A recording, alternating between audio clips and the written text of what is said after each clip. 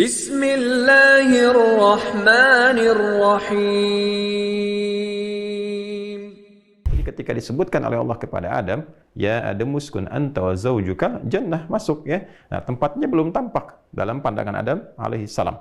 Ya, dan bagi kita saat ini pun belum tampak dalam pandangan kita. Ya, tapi dia disebut jannah untuk menunjukkan beda keadaan sifatnya dengan janin, beda dengan jinnah, beda dengan junnah. Karena di dalamnya ada puncak-puncak keindahan dan segala jenis kenikmatan. Paham ya? Baik. Nah, jannah yang dimaksudkan pada Adam, yang sering terjemahkan itu dengan surga di mushaf terjemah, ini bukan jannah yang dimaksudkan sebagai tempat yang akan kita tempati sepulang dari dunia itu, insya Allah.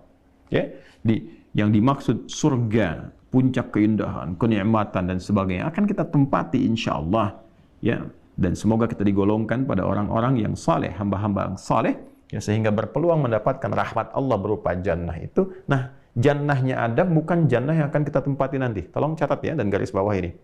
Ya, tolong digaris bawahi, jannah yang akan ditempati oleh Adam alaihissalam, juga para nabi dan sebagainya, termasuk kita anak cucunya yang akan ditempati setelah kita wafat dan kembali kepada Allah, bukan jannah yang awal mula ditempati oleh Adam ya sebagai tempat uji, semacam tempat training yang dari Allah yang disiapkan sebelum turun ke bumi. Dari mana kita mengetahuinya? Pertama, surga yang akan ditempati oleh hamba-hamba Allah setelah bertugas di bumi. Tugas dulu, baru balik kepada Allah, berhasil, sukses, dapat rahmat Allah berupa jannah. Sifatnya digambarkan oleh Rasulullah SAW ya, dengan sifat yang sangat tegas. Kita ambil hadis saja ya, di hadis riwayat Al-Bukhari, juga di hadis Muslim. Al-Bukhari nomor hadis 4779. Teman-teman bisa cek ya, kalau mungkin beda nomor nanti tinggal dicek riwayatnya saja. Biasanya nanti kalau ada ringkasan, ikhtisar, itu beda dengan runtutan yang komplit ya, yang terurut. Atau juga ditemukan di hadis riwayat Muslim. Ya. Nomor hadis 2824, maaf, 2824. Nah. Rawinya sahabat Abu Hurairah radhiyallahu taala anhu. Abu Hurairah radhiyallahu taala anhu. Hadisnya statusnya hadis qudsi. Ya, hadis qudsi. Ya. Jadi kalau sudah masuk hadis qudsi, ya berarti ini Allah Subhanahu wa taala yang menegaskan nanti melalui lisan Nabi Muhammad sallallahu alaihi wasallam. Jadi sanadnya langsung yang tersambung kepada Allah Subhanahu wa taala. Berbeda dengan Al-Qur'an. Kalau Al-Qur'an lafadznya, maknanya semua bersumber dari Allah Subhanahu wa taala. Diajarkan pada Rasulullah untuk disampaikan. Ya, maka Nabi SAW menyampaikan qala Rasulullah SAW, kan? Qala Allah Azza wa Jalla. Allah Subhanahu wa taala menegaskan. Kan? A'dadtu, ini kalimatnya. A'dadtu li'ibadi salihin. Kan? Aku siapkan. Allahu akbar. A'dadtu. Coba perhatikan baik-baik. Tu-nya ini, ya, menggunakan tu. A'dad tu. Tu-nya kembali ke Allah. Kata gantinya, dhamirnya kembali pada Allah. Ya, dengan bentuk mutakallim. Kan? Kata ganti yang pertama. A'dad tu. Aku siapkan. Ketika menggunakan bentuk aku di sini, memberikan kesan bahwa keagungan yang ditampilkan. Maka Allah sendiri yang menyiapkan untuk menunjukkan bahwa tak ada yang setara dengannya. Begitu istimewa, begitu agung, begitu dahsyat. Karena itulah hal-hal yang menyertai surga itu pasti semua dahsyat, indah, yang nggak bisa dilukiskan dengan apapun. Karena belum tampak, karena itu disebut dengan jannah. Ya, a'dadtu li'ibadi salihin, untuk seluruh hamba-hambaku yang saleh. Ada sifat salehnya. A'dadtu li'ibadi salihin. Ya, ini na'at man'ut harus masuk. Salihin, kan? Sini, ma la ainun ra'at. Allahu akbar. Wala udhunun sami'at. Wala khatara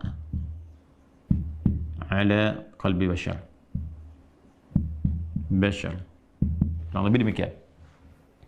A'dadtu li ibadis salihin. Aku siapkan untuk seluruh hamba-hambaku yang saleh. Nah, ini ya kata kuncinya. Kita tidak membahas ini dulu karena ini inti bahasan kita yang ini.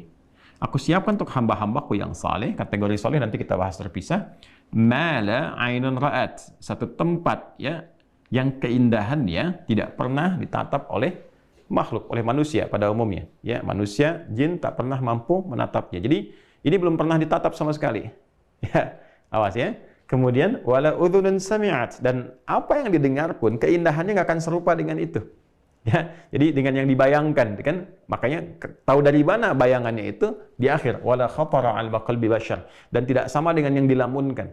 Jadi kalau Al-Quran pun memberikan sifat-sifat tentang keindahan surga, lalu kita berusaha berimajinasi, itu nggak sama dengan itu, lebih indah daripada itu. Itu gambarannya. Ya, jadi ayat-ayat yang ditampilkan di Al-Quran tentang keindahan surga, Masya Allah, sungai-sungai yang mengalir, segala keindahannya, mahkotanya, bidadarinya, pangeran-pangeran surga, mutiaranya, itu nyata sesuai dengan firman. Tapi keindahannya tidak sama dengan yang diimajinasikan atau yang digambarkan. Karena itu nggak bisa kita menyebutkan bahwa Al-Quran misalnya fiktif, nggak bisa. Yang fiktif itu imajinasi manusia. Jelas ya? Qurannya real, nyata seperti itu. Itu yang dimaksudkan dalam hadis ini.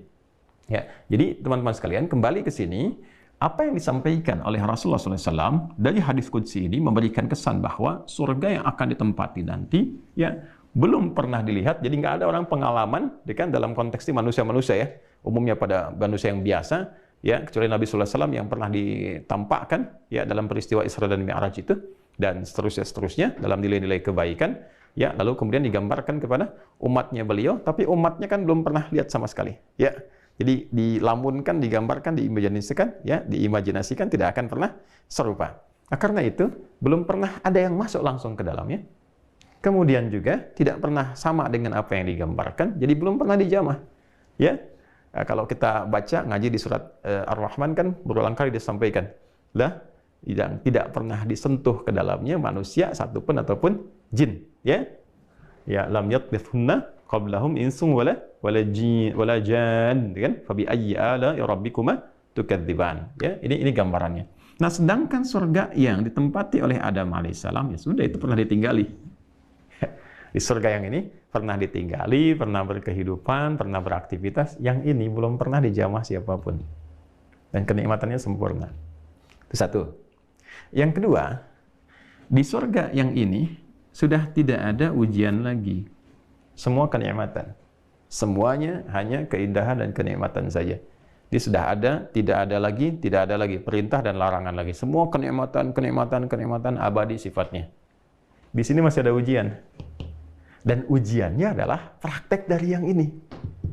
Sisi keilmuan yang tadi setelah disampaikan secara komprehensif, maka diujikan di satu tempat ini supaya ketahuan dulu semua bagaimana keadaan real nyatanya, baru setelah itu kemudian diturunkan ke bumi, karena telah mengetahui semua bentuk ujian itu secara praktikal.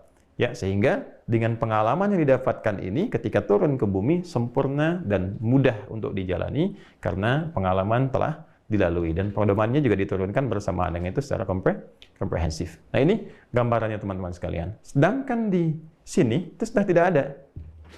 Ya, ujian dimaksud tidak ditemukan, tidak ada perintah, tidak ada larangan. Sebaliknya di sini wa kula minha ragadan haitsu syi'tuma wa la taqrada hadhihi asy-syajarata fatakuna minal zalimin. Silakan nikmati Adam alaihissalam, keindahannya, kenikmatannya, makan senyamannya, nikmati, hanya ya, jangan dekati. Nah, ini ada perintah jangan. Ya kan? Masih ada perintah, masih ada ujian. Jangan dekati pohon yang ini, ya kan? Jangan dekati yang ini, dekat saja nggak boleh. Ya, apalagi kemudian berinteraksi dengan mengonsumsi ya atau memakan dan sebagainya, jangan dilakukan. Masih ada perintah di sini. Ya kan? Ingat ya, masih ada perintah berupa apa? Berupa larangan. Ya, jangan lakukan ini, tinggalkan ini, ya kan? Nah, karena di sini sifatnya sudah ada ujian, ya ini dia ujian. Sebagai bekal pendahuluan. Ya, untuk pengenalan sebelum diturunkan ke muka bumi. Nih, nanti saat ke bumi ini ada dua. Ini perintah, ini larangan. Kerjakan, tinggalkan. Do it, leave it. Ya kan? Itu sifat kehidupan apa? Dunia. Setelah ditinggalkan, selesai, dihisab, diuji, kan? Bekalnya bagaimana? Masuk ke surga. Di sini nggak ada ujian lagi. Sifat ujian itu sudah tidak ada. Nih. Yang ada hanya kenikmatan, kesenangan. Ini gambarannya. Nah, maka kita ingin tunjukkan bahwa yang ini saya tekankan, di jannah yang dimaksudkan di sini adalah jannah yang ditujukan untuk melatih Adam alaihissalam beserta pasangan beliau Hawa alaihissalam, ayah dan ibunda kita tercinta, untuk melatih pemahaman dan praktikal pengetahuan mereka setelah ditampakkan ya secara komprehensif, sehingga dengan latihan ini mendapatkan pendahuluan dari misi yang akan dibawa ke muka bumi, sehingga paham apa yang harus dilakukan, tantangannya apa, ujiannya bagaimana, pedomannya seperti apa. Kalau benar meneruskannya seperti apa, kalau ada potensi salah, kembalinya bagaimana.